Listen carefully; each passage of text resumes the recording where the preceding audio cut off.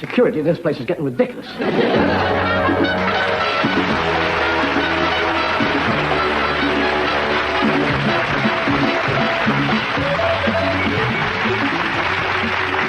you very much indeed. Good evening and welcome to the show. And here we go again. Same old stool, same ashtray, same dog ends. Thank God they didn't empty that.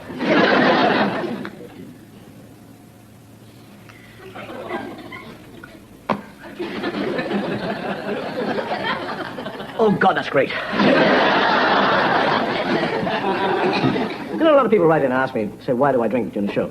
And is it because I need the drink to get through the show? And I can tell you here now, actually, the reason I drink is because it does, sitting here for 45 minutes, get very hot. There's a tremendous amount of light. And the only reason I have the drink is basically to keep cool. I want to make it quite clear that I am not reliant on alcohol in any way to get me right through this. Get away from that!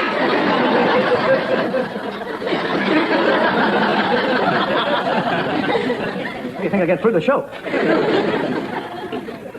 Well, yeah, I'm not the only person that drinks in this country. I read the other day that 900 million pounds worth of booze is drank in this country. And that means there's somebody else at it. Do you know that the word whiskey is derived from an old Gaelic word, ishkaba, which means water of life. And that water of life has been the cause of more people dying and being buried in the bloody ground than I was in a bar in Dublin about 3 months ago, and I got the drink, and the fellow says to me, "You're Dave Allen, aren't you?" I said, "Yes." He said, when you drank your drink, you can go. And I said, have you seen the television shows? He said, "I have." I said, "Have I offended you?" He said, "No." I said, "Well, what are you talking about? When I drank my drink, I can go." He said, "We're not open yet."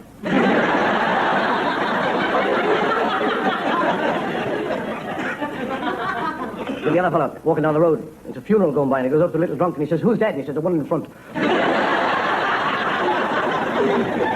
The other fellow walks in, and that. I said, I love one of your big meat pies. One of those big meat pies. And the fellow brings him over a lovely big meat pie and plunks it down. He says, "Would you like it sliced, sir?" He said, "Certainly I'd like it sliced."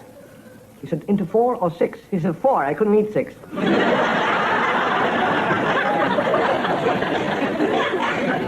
I get down to two fellows in the bar and I said, "Did you hear about Charlie?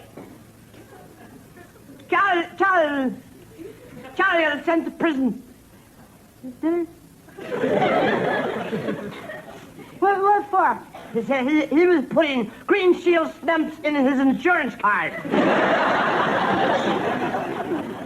Really? What did he get? He said 3 years and an electric kettle.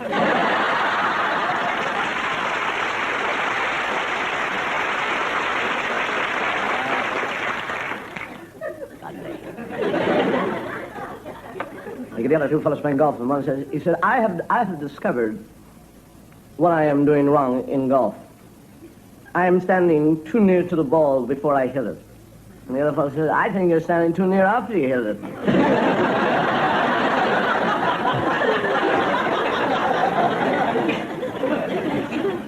There's a story about an old fellow at home in Ireland, who every morning would leap on his horse and he would ride to the pub, and he would be there.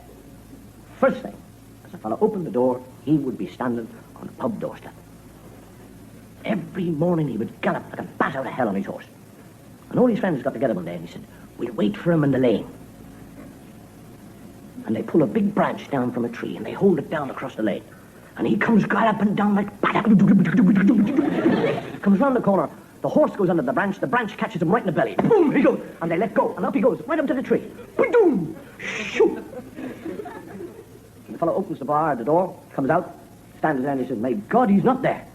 30 years I've been opening the bar, and he's always standing there." And he looks up in the tree, and he sees him. And he says, "What are you doing up the tree?" He says, "I fell off me horse."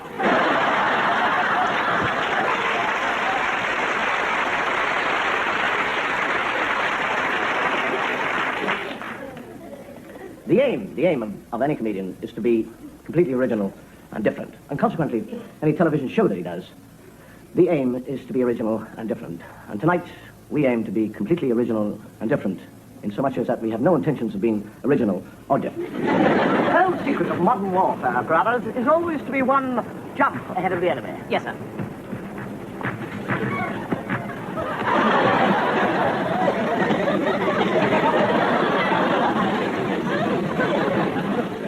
I fear we might be too late, Watson. Yes, Holmes. No! God, Holmes, what is it? It's poison dart. Moriarty, Holmes. Tipped with a deadly poison. I have but 10 seconds to live, Watson, unless you do something. Oh, fear not, Holmes. I'll handle it. That's it. Suck hard, chap. Get all the poison out.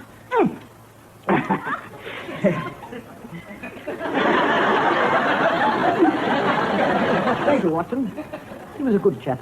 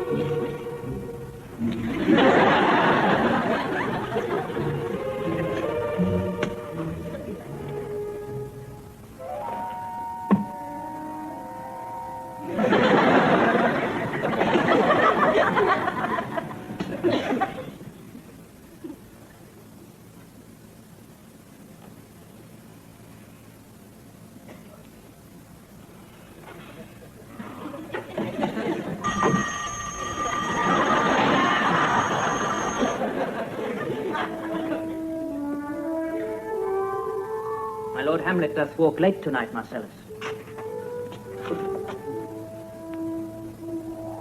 I am thy father's spirit, doomed for a certain term to walk the night. List, oh list! Father! List, Hamlet, oh list! Sleeping within mine orchard, my custom always in the afternoon, upon my secure hour, thy uncle stole with juice of cursed heaven in a vial, and in the porches of mine ears did pour the leprous distilment. O host of heaven, help me to avenge this foul and most unnatural murder. What must I do? Father, what must I do? Father, what must I do?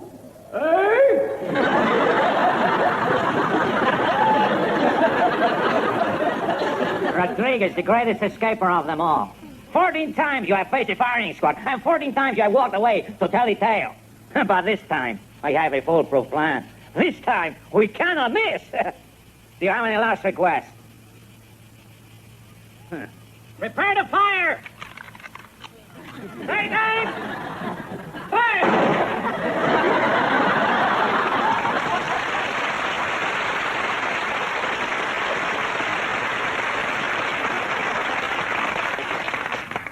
Anything else, milady?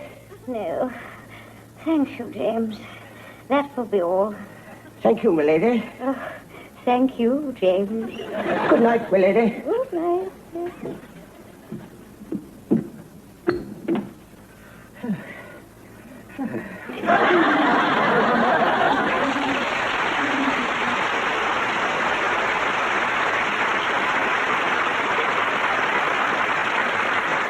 Nice to see that old fellow again.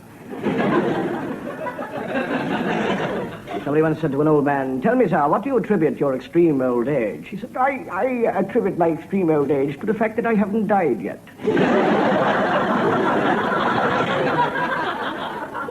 And the other one, he said, "Do you still smoke, sir?" I said, "Yes, I smoke. I smoke about 40 cigarettes a day."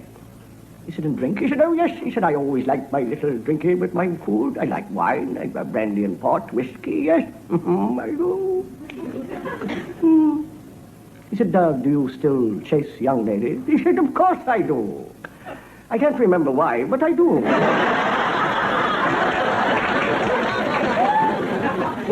Anyhow, let's go from some old characters to some old new characters. I, King Canute, command you to go back! Go back!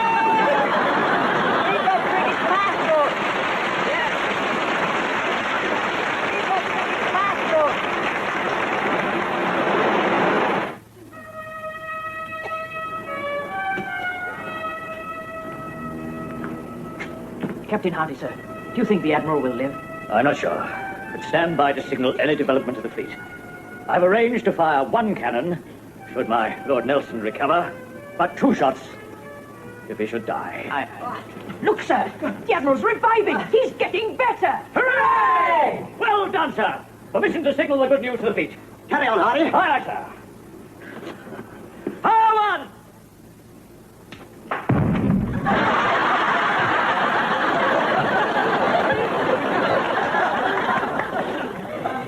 Fire 2 and 3.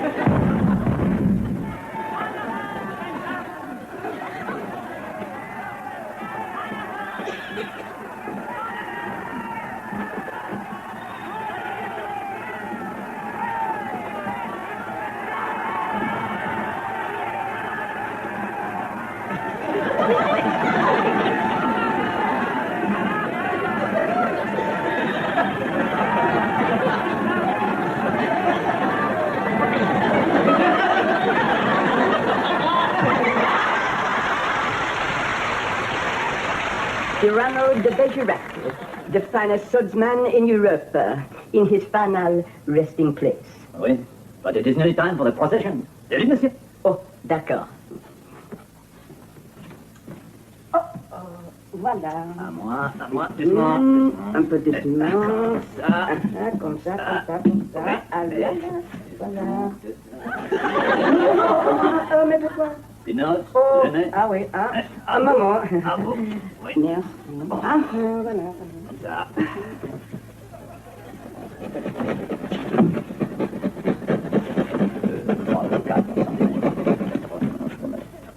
Oh, voilà. Bravo, bravo. Comme ça. Ah, ça marche, ça marche. Ah oui. Voilà. Oh, Voilà. oh, oh. Doucement.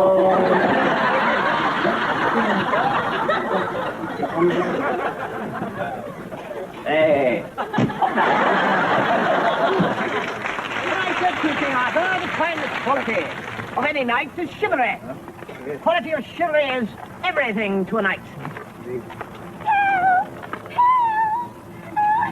Oh, my liege, my liege. A damsel in distress. Chivalry.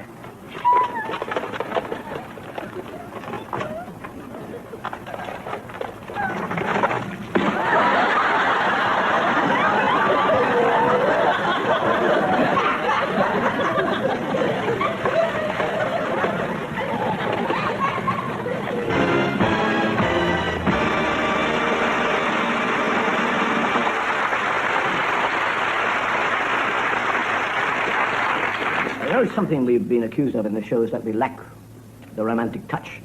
That's rather difficult when you're 8 yards away from the audience.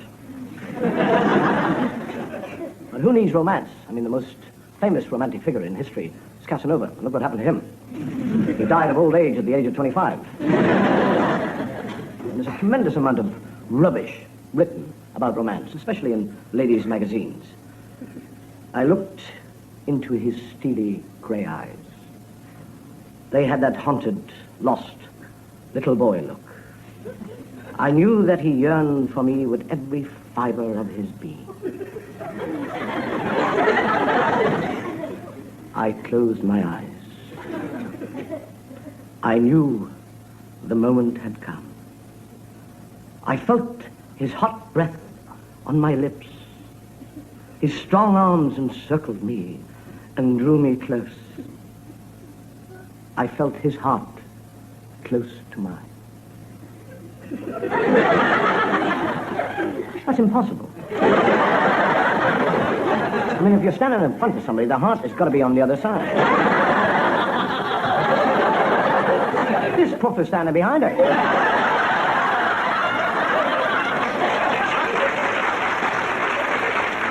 Either that or he's hanging upside down from the ceiling. That's a thought.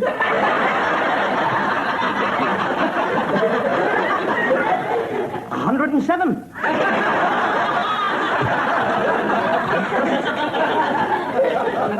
Take that rubbish away, please. Romance, love, it's based on sexual lust. Example, you get a young man who meets a young lady at the debutante's ball. Said, you don't know me.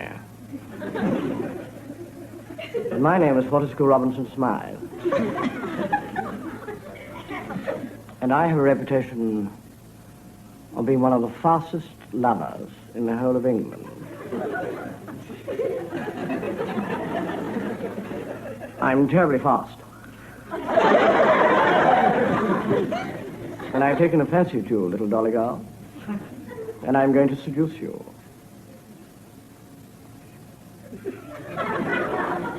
She said, will I enjoy it? He said, didn't you?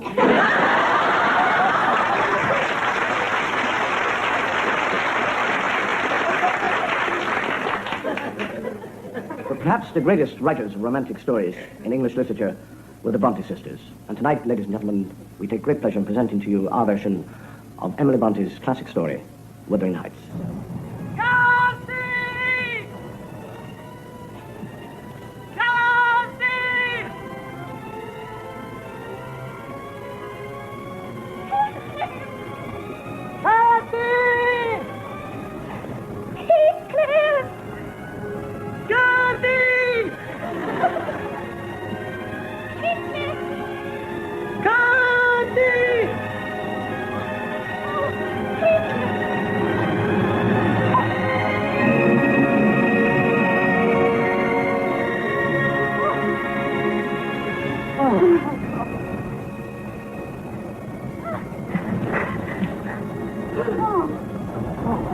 Oh, Kathy. Oh, Kathy. You're not Kathy.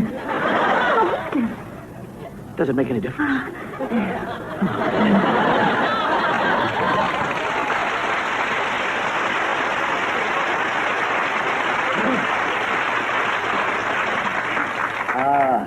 There are certain ways to introduce certain items. And on the other hand, there are certain ways not to introduce certain items. And you're probably wondering what that all means about the items that I'm about to introduce. Nothing.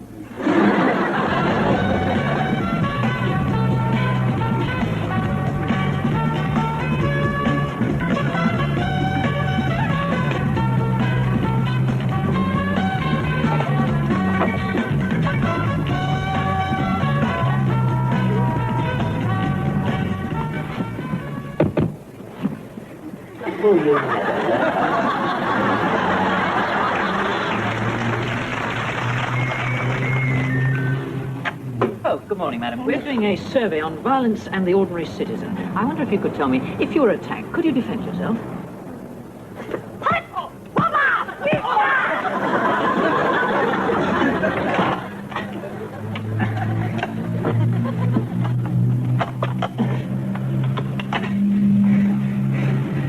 Yes or no?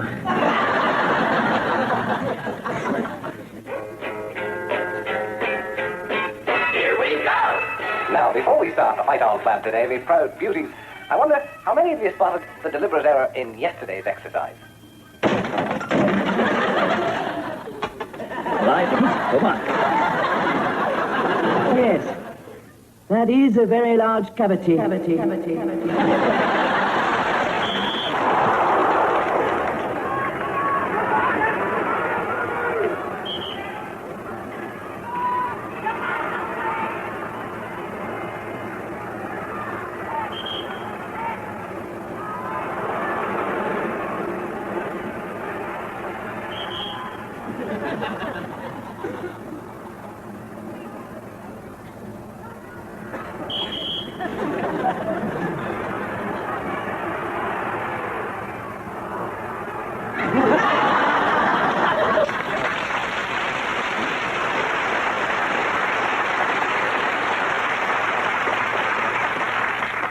Religion plays a very important part of our life. I mean, where would we be without religion? As far as this show is concerned, we'd have a big empty gap in the middle. All I can say is thank God for God. People say, is it right to laugh at religion? Of course it's right to laugh at religion, as long as it's not your own. The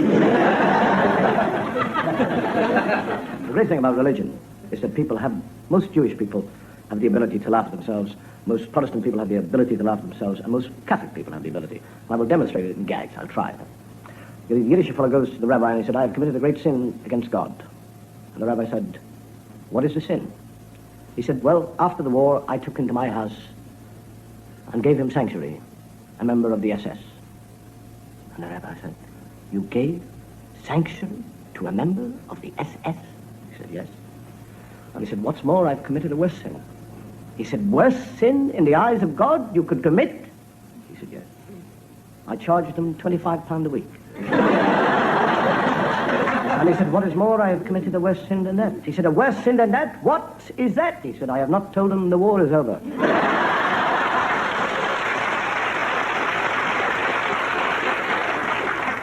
We get the vicar in the pulpit, and he said, I shall open this good book. I shall open this good book. And as he says that, two dogs run into the church, a black dog and a white dog. Right down the nave, and they start to fight. He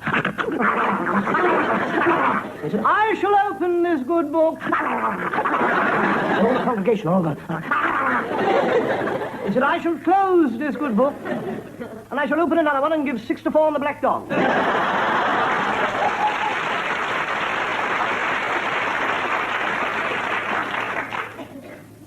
You get the Catholic nun.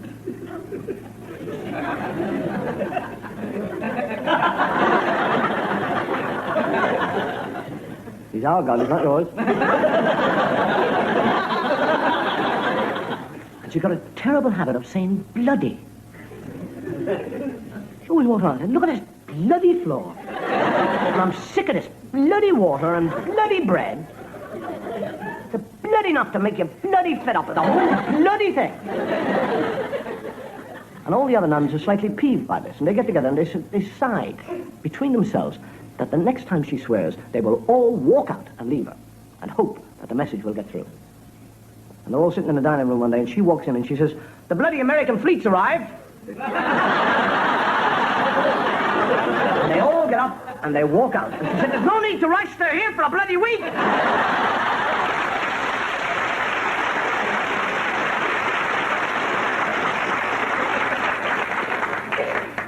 You didn't like it?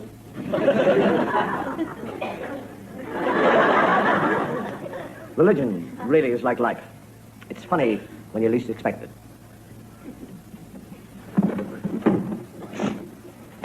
Take me to Lambeth Palace, fast. Now this morning, I am going to talk about sin. How many people think that you can only commit a sin by the physical action? But I will tell you that the thought of committing a sin is equally offensive in the eyes of God.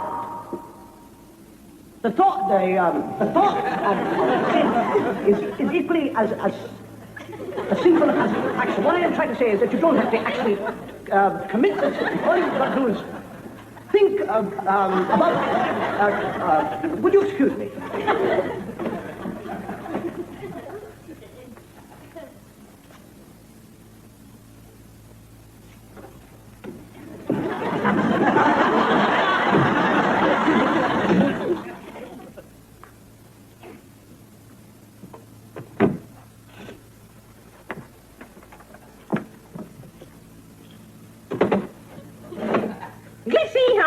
For I had sinned, I had gained, very, very wicked.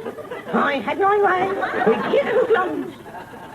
I had been goozing and swearing, and I'm very, very sorry. Go help me.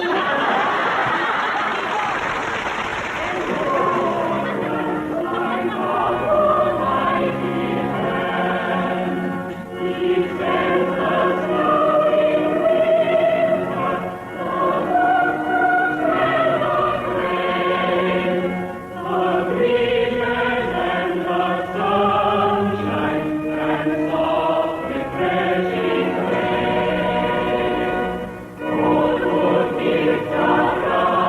get your fruit. The half an hour, thanks, mate. Tell the picker we made 20 quid already, all right? Thank you. There we are, now. Here's a lovely basket of fruit. Now,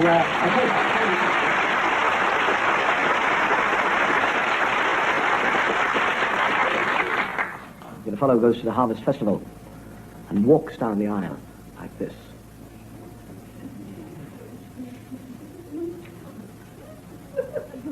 He stands in front of the vicar, and the vicar said, yes, what can I do? He said, I brought you this melon.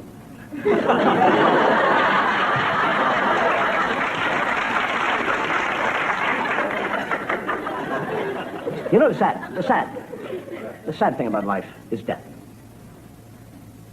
And we in Ireland, we don't actually celebrate somebody who's dying, but we have a party, we have a wake, what we call a wake. The fellow's laid out, the candles are brought out, the booze, and it's... It's the best way to look at it. And you get the two fellows who've been to the friend's wake, and they're walking home, and one says to the other, he says, you know, I'd give £1,000 to know the exact spot I'm going to die in. And the other fellow said, what would you do that for? He said, I wouldn't go there. The other fellow's dying, and all his life, he's managed to save up 50 quid. And the doctor says to him, he said, I'll need 25 quid to clear up the bill for all the calls, the medicine and everything else. And he takes 25 quid. And the priest said, I'll need the other 25 for the funeral, the flowers, the mass. And the fellow says, there's one thing, Father. Before I die, would you write to me, Mother, and tell her that I died like the good Lord? And the priest says, how do you mean that? He says, between two thieves.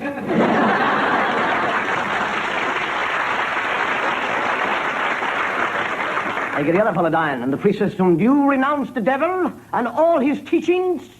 And he said, to be all honest, sir, I don't think this is the right time to be making enemies. I get the other fellow walking through a graveyard, and there's a drunk draped across this gravestone, saying, why did you die? Oh, why did you die? Was it your mother? No!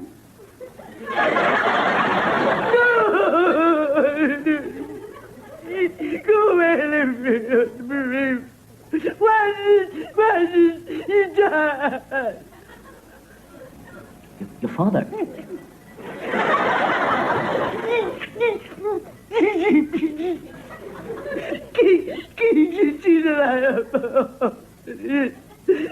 No! Go away! Your brother? He was my wife's first husband!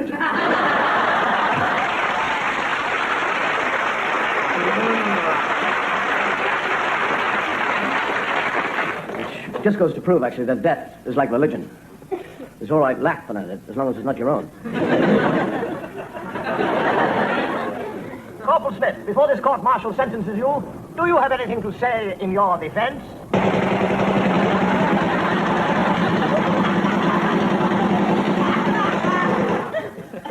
Excuse me, sir. Anything to report? Yes, sir. The enemy are using plastic cannon balls. I hear. The men are going down like nine pins.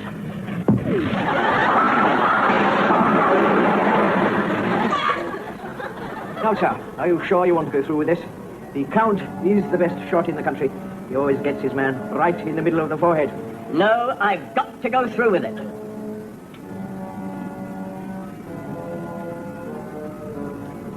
Right, gentlemen. Walk 10 paces, turn and fire. Now.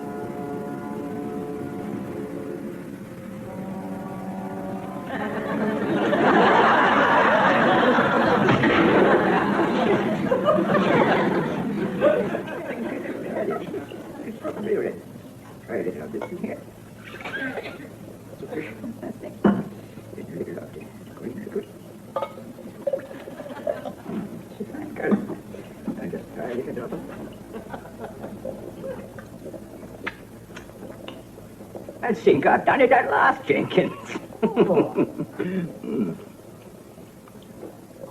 Yeah, it's taken me 20 years, but at last, I've done it. Oh. But Professor, what will you call it? What do you think of arsenic?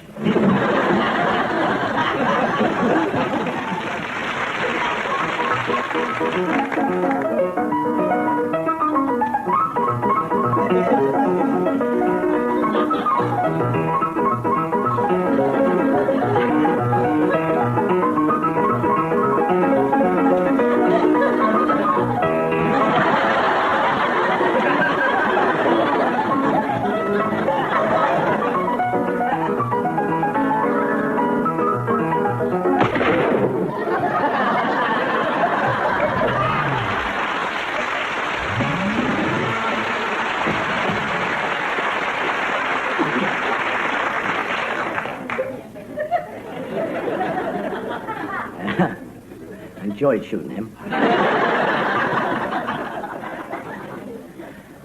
It's not often I tell gags about salesmen. A story about two salesmen who get lost in the Yorkshire moors in the fog. The car breaks down, and they get out, and they're miles from anywhere. And they walk, and they eventually come to a cottage. And they knock on the door, and a rather attractive young lady opens the door. And they explain the situation. And she said, I have only one bed, spare bed in my house. One of you can have it, and the other will have to sleep on the sofa. And that is the end of that. Until 9 months later, two salesmen meet in a bar. And one turns to the other, he said, Humphrey, he said, do you remember that night we got lost in the Yorkshire moors? He said, yes, Roger, I do. He said, you know how we tramped in the fog and we eventually found that house for that rather attractive young lady? He said, yes. He said, and she said she had one spare bed and a sofa, and I slept on the sofa, and you had the spare bed. He said, yes. He said, did you by any chance get up during the night?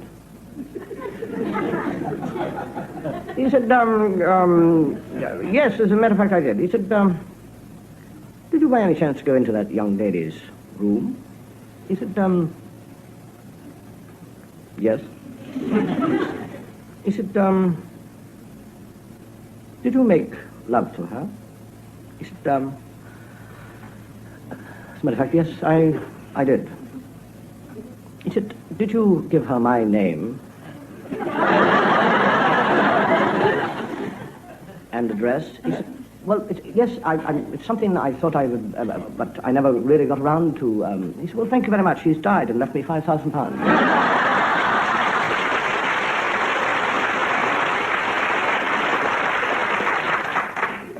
Ladies and gentlemen, we've come to the last item of the show, which is rather sad.